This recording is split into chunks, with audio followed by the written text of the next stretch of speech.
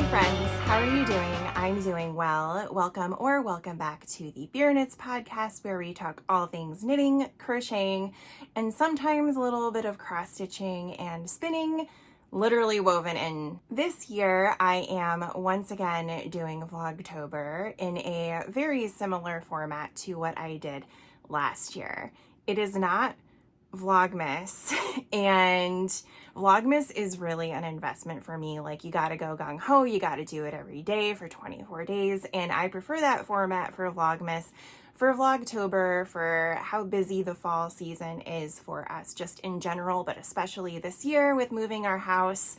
I'm going to move forward with what worked for me last year, which was sitting down with you once a week, every week throughout the month of October, and talk about what I'm working on, what we're doing to get ready for our annual Halloween party that we host, which this year is going to be also a housewarming party. And just talk about the different Halloween countdowns I'm working on, the different spooky projects I might be working on, and really just lean in to the spooky Halloween autumnal vibe that I personally really enjoy. So if that sounds like something that you would also enjoy, then make sure to like, comment, and subscribe, and hit the little bell so that you can get alerted every time I post a new Vlogtober episode, which you can also see by following me over on Instagram. I will post every time a new episode goes live. I don't have any vlogs for Vlogtober to kick things off with. I wanted to just hop on October 1st and let you know that I was doing this, but also to kind of let you know what I'm already doing and what is coming throughout the month. So for right now, let's talk about projects that I have finished that I personally think have a Halloween vibe. If you've been watching my past few episodes, or really any episode for the past year, you will know that I have been knitting on a project called Lily's Scrap Blanket using last year's Haunted Mansion Halloween countdown from Fangirl Fibers. And it is beautiful. I really enjoyed my time working on it, and I set a goal to make sure that I finished the darn thing before I started working on this year's Halloween countdown. So despite moving, despite all of my time getting sucked into work and other activities that I've committed to throughout this season, I was able to pull it off. So I will insert a picture here because I don't have it with me. It has a very special spot in the new house in our new library, and the colors actually really coordinate very well with the color scheme that we accidentally stumbled into for the library. So I took it over there the other day, well, I guess yesterday at this point, to grab some photos, and I really like how they turned out. It is a very colorful blanket. I would say it's not what I would have expected from a Haunted Mansion countdown. Like, there were a lot of colors in there that I just was surprised by. For example, the last third of the blanket, there's a lot of pinks and purples, which purple for Halloween, yes, but these are very much on the pink side of the purple spectrum. So it started off really strong. It had whites, blues, neon greens, things like that. Things that you would be used to seeing in the Haunted Mansion if you've ever been there. Like, as you know, there's a lot of blues and greens from all the neons of the ghosts floating around, things like that. But once it started to dip into the pinks, I was shocked. They look great, don't get me wrong, and the blanket is overall a gorgeous rainbow, I guess. I wouldn't call it a fade, but it did go in a specific order if you take a look at it closely. But it starts off with white and ends in black, and overall I am really happy with that project and the yarn itself. The yarn was gorgeous to work with. I was really happy to be knitting with it, and I think I've said it before, I'm not sure what her base is, but, or it could also just be the fact that the project is knit in garter stitch that makes it extra squishy, but the yarn was really great. So I definitely recommend Lily's scrap blanket for any projects that you might have going on for scraps or minis. It's very easy and very fun. And I definitely recommend Fangirl Fibers Countdowns. She does a great job with the colors. She clearly plans things out very well. And I'm just thrilled that it goes with the color scheme in one of the rooms in our new house, and I didn't even know it. So that was great news for me. The next project that I finish is one that you will have also seen on Instagram because I couldn't wait to do it. And that is my Frodo the Wizard frog. I told myself that I wouldn't make him until I was done with the Lily scrap blanket, and I did it. I also told myself I wouldn't finish it until I was done knitting all the hats for Christmas gifts, and I'm basically there. So I took 2 nights out of my life just to make this little guy. So he came in the Crochet Society Halloween box. This is the first Halloween box that they've ever done, and they're based in the UK. So I waited quite some time to get my Halloween box, and it was totally worth it. You could choose between homewares, so things like wreaths and coasters, or you could choose plushies. And I hate amigurumi. Hate them. They're too fiddly. There's a lot going on, and I just don't feel like dealing with it. But look at him. I couldn't resist. Now, the one thing with him, and I haven't seen anyone else run into this issue, so I think it's definitely user error, I ran out of yarn. So it came with a bunch of different colors, a bunch of balls in different colors, perfect. But he is specifically designed to use one and only one ball, so you only get one ball of green. And I definitely used it up. So there are some interesting things about my Frodo, and he wouldn't be mine if there wasn't. So he has some smaller thighs because I finished everything, and then I got to the thighs, and that's where I ran out of yarn. So I had to rip back the yarn on one of the thighs to get one more round on this one. So they're both a round shorter than they should be.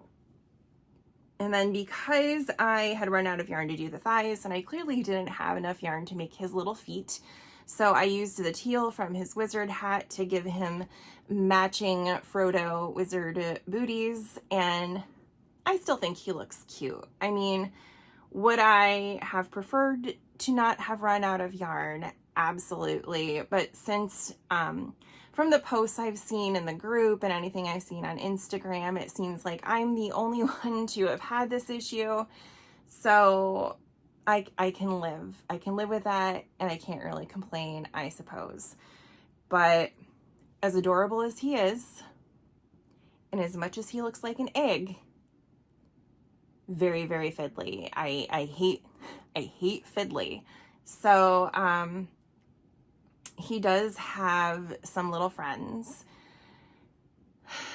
and I think I'm gonna suffer through making them too because they're just so darn cute. All right, well, that is all of the Halloween stuff I have finished so far, so let's just move right on into the stuff that I'm working on. And since we just finished speaking about Frodo and how he came in the Crochet Society Halloween box, it seems only fair to start there and give you a little bit more of an idea of what we're working with here. The Crochet Society Halloween box came with this cute little tote that said, "Let's get spooky," and it's printed on both sides. There's that on one side, and then this print on another, and it makes me really happy because I like these colors together for fall, and I didn't know it.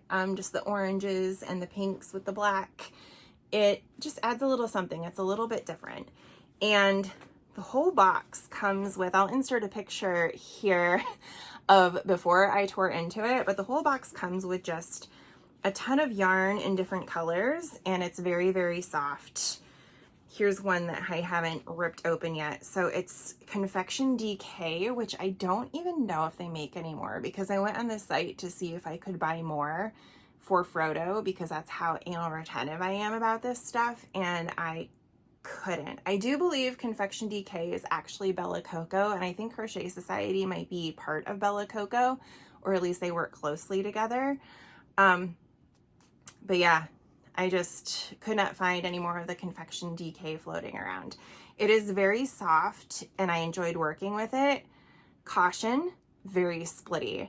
And I have found that with a lot of the softer acrylic yarns, maybe more so in this weight than the worsteds, that they get very splitty. And so I would not necessarily recommend this for beginners because you might get annoyed pretty easily, because I am experienced and get annoyed very easily. So just know that you need to potentially have some patience if you're using this yarn. Part of the fun of getting this box is that it came with fun little goodies, and I really enjoyed these crochet hooks. So this one is a 4mm and this one is a 3mm, and they are of course exclusive to Crochet Society, as you can see by the fact their hashtag is on it, or them I should say, but they're really cute. I have some of their exclusive Christmas crochet hooks from their advent last year. They are nice to work with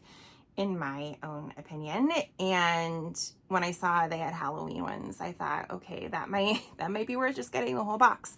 But they also had other goodies as well, like this Hocus Pocus enamel pin that says "Witch Please," which I'm thinking about attaching to the bag.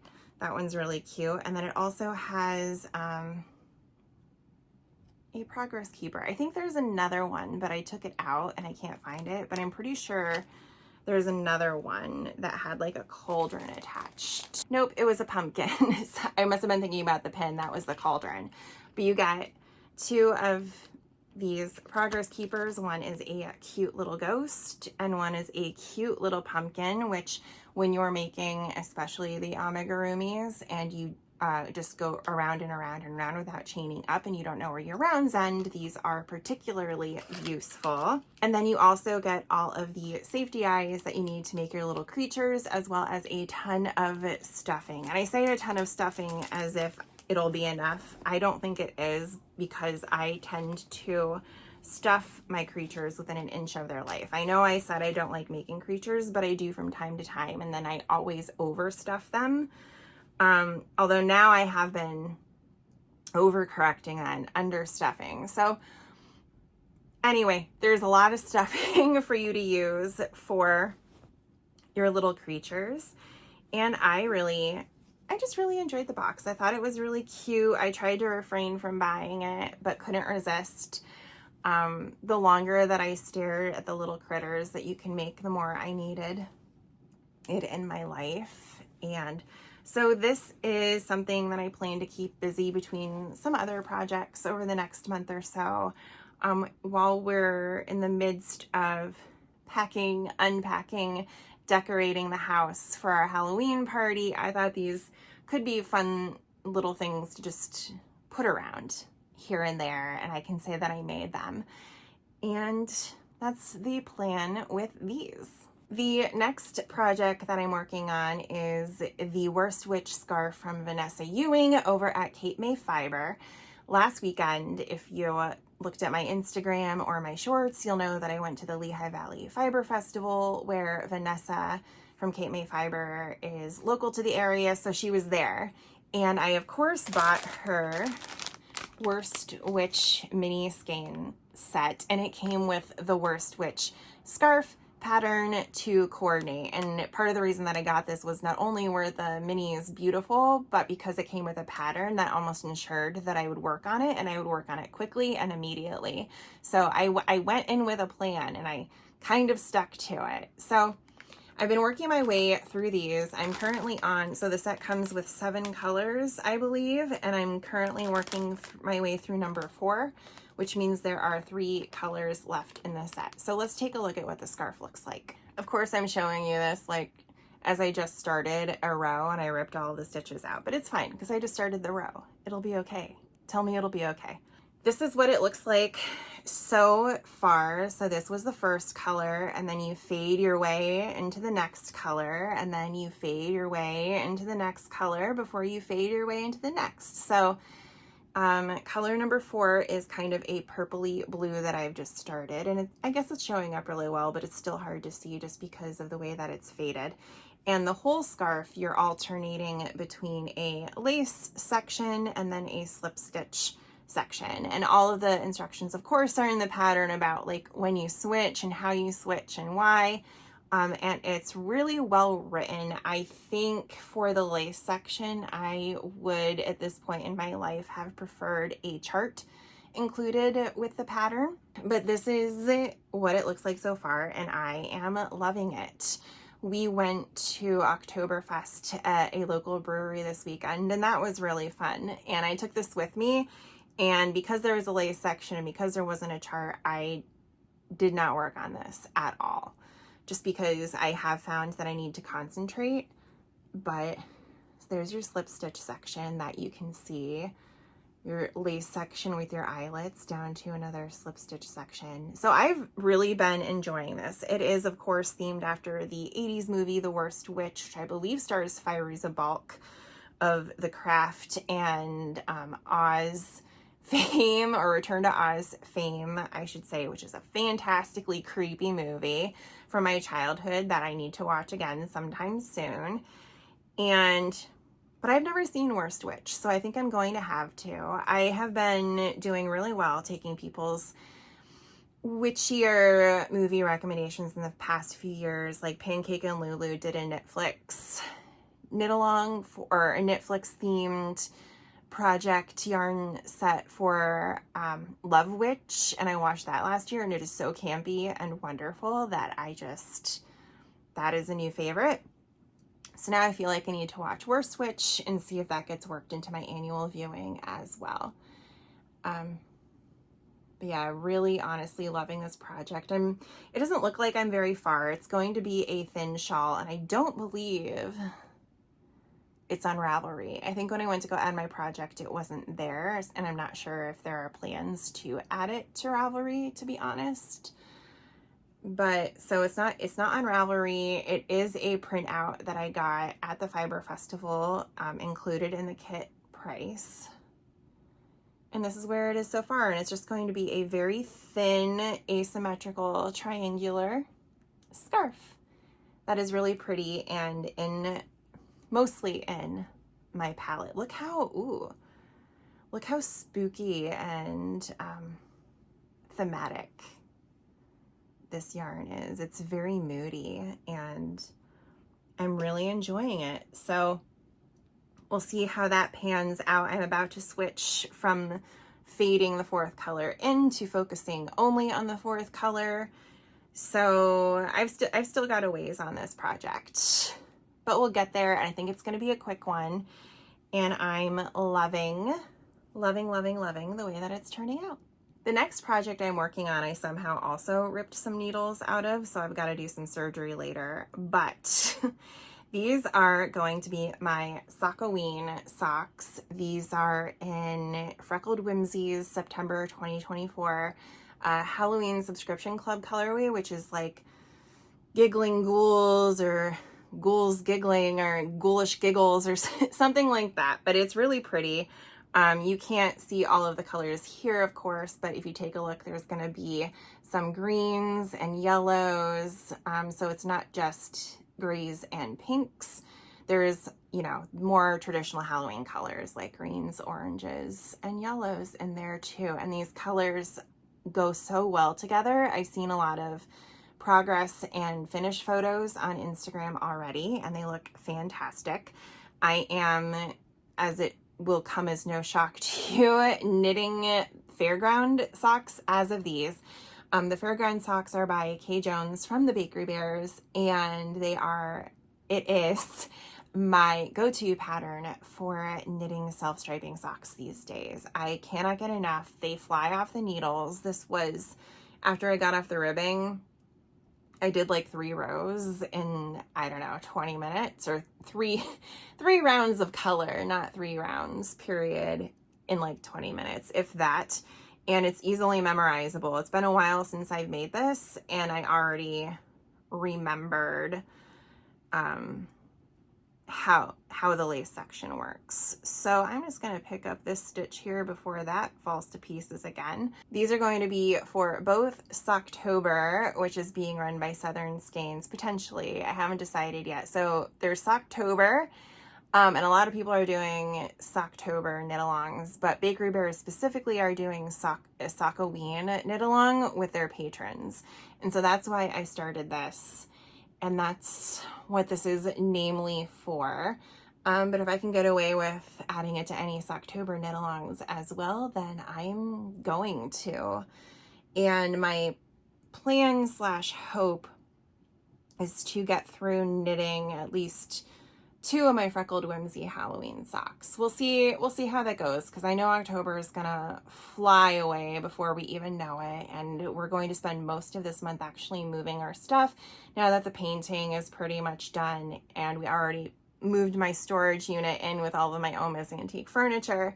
It seems like the month is just gonna fly by, and finishing 2 pairs of socks with everything else that I want to do is, you know, just a hope and a prayer at this point. But you know what? Gosh darn it. Half the excitement is thinking about what you could do. And if I could, I would blow my way through all of my Freckled Whimsy Halloween yarns because they're so beautiful. And this is one that hasn't moved to the new house yet. So I was able to wind it up and get started on it.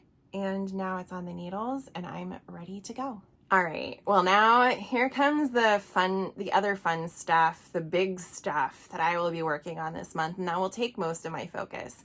And those are my countdowns, of which I have 2 because I'm nuts. This countdown is in my Crochet Society Halloween box because I really liked the box. I thought it was cute and I was going to use it to display my more Halloweeny yarns anyway, but then I got this countdown and thought it might be a great place to store that. So in this box, I have my Beetlejuice countdown from the Little Wolf Knits that I ordered a while back.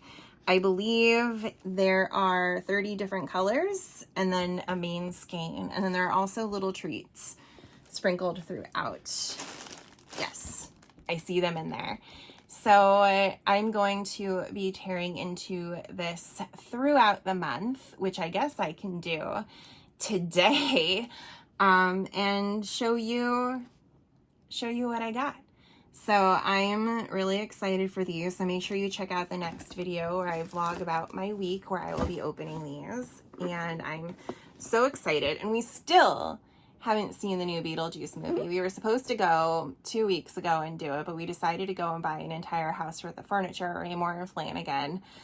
Last week's got worked, and today he's building walls in the basement with his dad so we can section off the bar / living space from the washer dryer workshop space. So been a little busy, but I do still want to see it while it's in theaters. I just, at this point, I don't know if that's going to happen, and I'm really sad, but you know, at the same time, I really love Beetlejuice proper.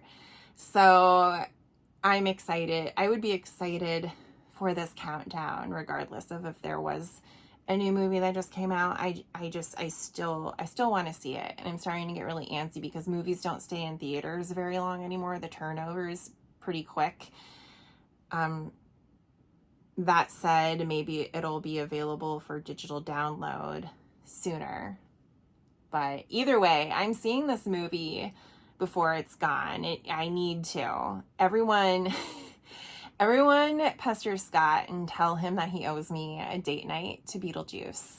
Then the other countdown that I will be working on this month is the Whimsy Goth countdown from Fangirl Fibers, and I am super excited about this one. If you recall, I said I was excited about the Halloween boxes tote bag from Crochet Society because it had a lot of pinks and oranges and blacks. And this is very much the theme of this Whimsy Goth countdown that we're doing. This is what all of the minis are wrapped in. So they look like this in these little bags. And so you can get a feel for what the colors are going to be. and it is packed so adorably. I've already taken a look at some of the little treats that are in here, and they're really cute too. But there are two things that you can do with this. She's doing a knit along or a crochet along. The knit along is for one of the Pacific Knit Co. Halloween themed doodle cowls. And I love those, but I never finish them. So I didn't want to do that. What I chose to do instead is the crochet along with alt knots. So she's going to be releasing granny squares 4 times throughout the month, and then you can make a granny square, at least one, I'm assuming, with the colors that you open each day. And then at the end of the month, you put everything together and have a really cool looking girly Halloween blanket, which I am excited for. So that is my goal with that countdown, and it's DK weight and it's crocheting, so there is a hope that I can actually keep up with it. I also paid a little bit extra to get this project bag by Beautiful Sister, and isn't it fantastic? So it's one of these where you have these pointy ends in it, so you can tie it, but then you can hold it over your arm like this, and it's really cute. Again, it has that sort of whimsy goth sort of theme where it's pink in places. It's got some of the girlier colors, and then there's a little pocket in here with her business card. So yeah, I did upgrade to get this. You could have also upgraded to get the doodle deck that you could work from if you wanted to knit one of the doodles, but since I wanted to crochet, I was fine not doing that. I'm very happy with this bag though. It is so cute.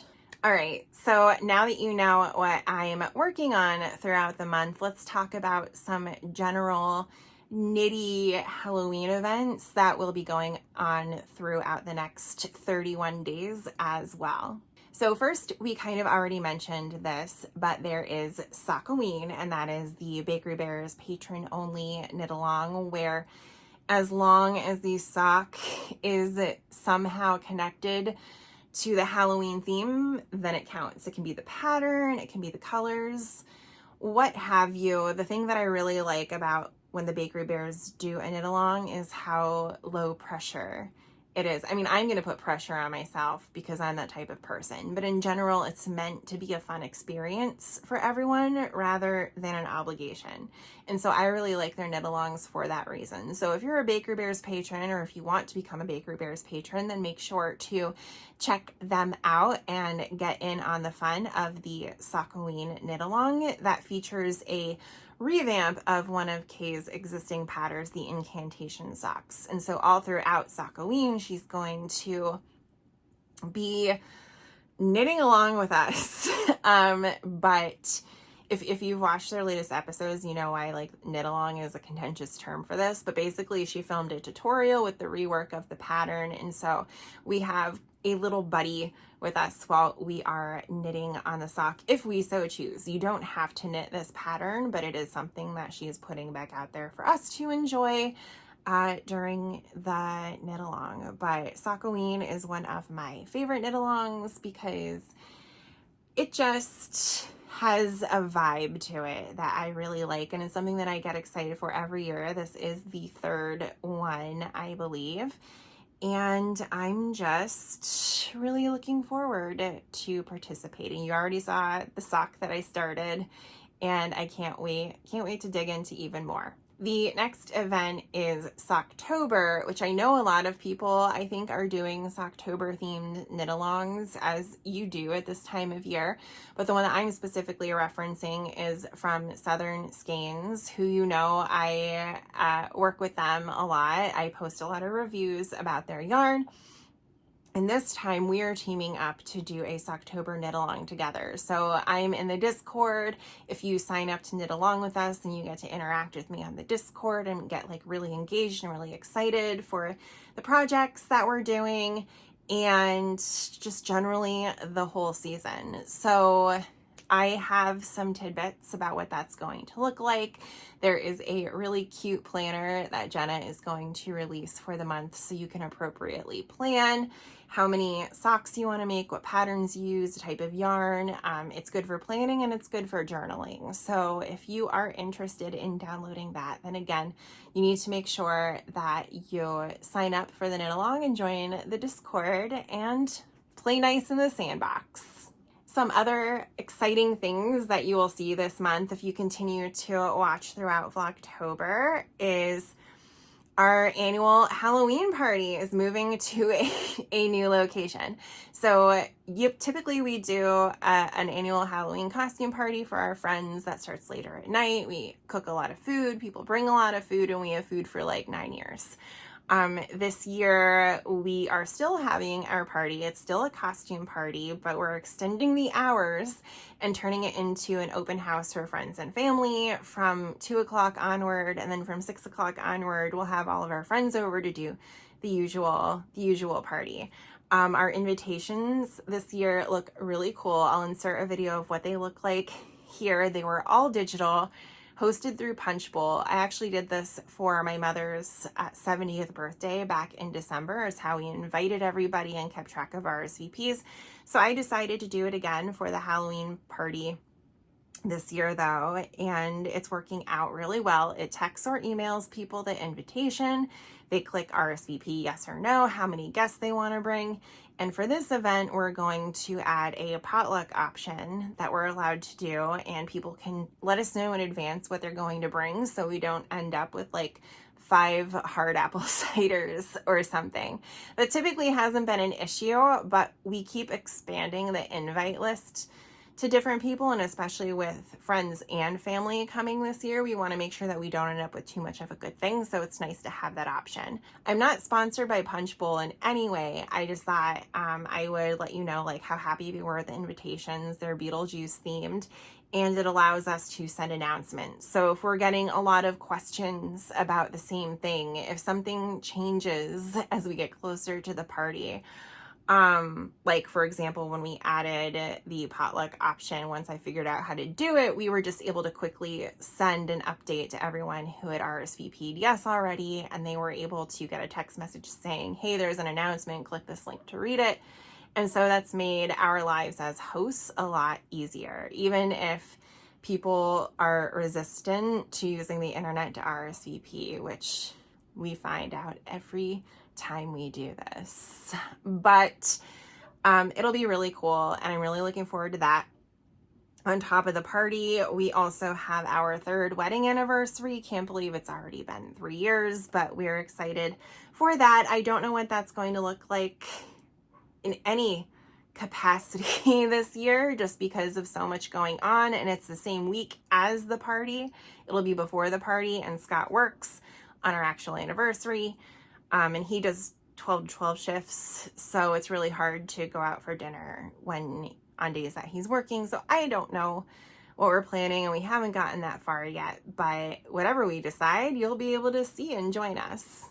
All right, last but not least, let's talk about some of the autumnal books that I'm challenging myself to read this month, and then I'll get you guys out of here. So the first book I actually just finished was The Pumpkin Spice Cafe by Lori Gilmore, and her name, my understanding is her name is chosen purposefully because she wants her books to give off the vibe of Gilmore Girls, and I never really got into Gilmore Girls, so I feel like people are going to be mad at me for saying that, but I just never did.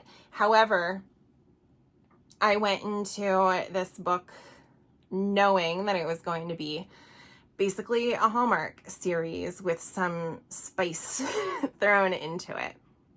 And that's not usually my fare, but with painting in the new house, podcasts will only take you so far. So I actually downloaded this on Audible and I listened to it as an audiobook, and I got through it really quickly. It was on the longer side for the audiobooks that I read, but because I was both engrossed in the story and covered in paint for hours at a time, it seemed like it blew by really quickly. So I did just finish that, which means I am about to start the second book in the series. I think the series, it's like Dream Harbor series, and it's all about these little shops and the romances and lives of the people who run them. So that was the Pumpkin Spice Cafe, which is based on a coffee shop. Now the next book in the series is called The Cinnamon Bun Bookstore, and I think it picks up where the first book leaves off in terms of, you know, who's gonna be romanced next. My understanding is you don't have to read them in order, but the characters do make appearances throughout the book. So if you want more insight into them and like what they're doing, then read them in order. I'm just reading them in order now. So I just downloaded that with an Audible credit yesterday, and the next time I go over the house to do something, I'm going to put it on and we're going to see if we still like it. They're not fantastic literature, and I see this popping up all the time in my book groups where people are like angry that people are reading this. I remember people being really angry that people were reading Outlander, for example, and people are really mad that people are reading these. And I used to be that type of person where I'm just like, why aren't you reading like white feminism? Why aren't you reading Committed and things like that, which I do still read those. But there is something to be said for a palate cleanser when you're done with a long work day, when you're done thinking. Like, I'm paid to think really, really hard every single day.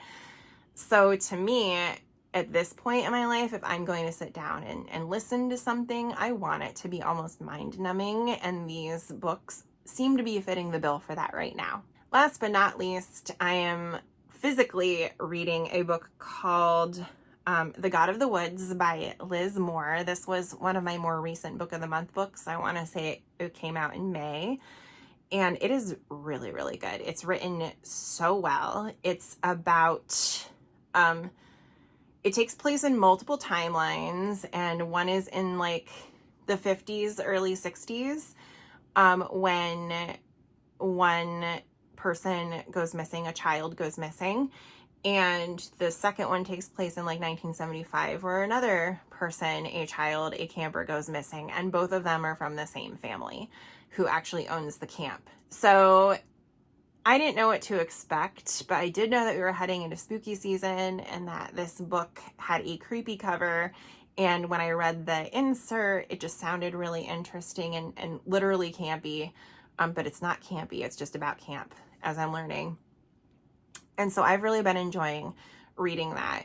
Time goes by like this while I'm reading it, and before I know it, like a half hour is passed. So it's definitely the type of book that you can get absorbed in, and it's really interesting. So if you are looking for a really good read during the season right now that's not necessarily spooky so much as it is like a really well-written mystery / thriller, then this might work for you. With that, I do want to say thank you for hanging out with me today. I haven't done a normal podcast in a while, and this for today was more of a normal podcast, but I am looking forward to sitting down with y'all every week, going through what I'm working on and inserting clips of my week vlog style throughout the episode. So again, if you like what you see, like, comment, and subscribe. Let me know what you're most interested in seeing this VLOGTOBER and what you are most interested in doing over the course of the month, and or if you're participating in any of the knit-alongs. I would love to hear it. So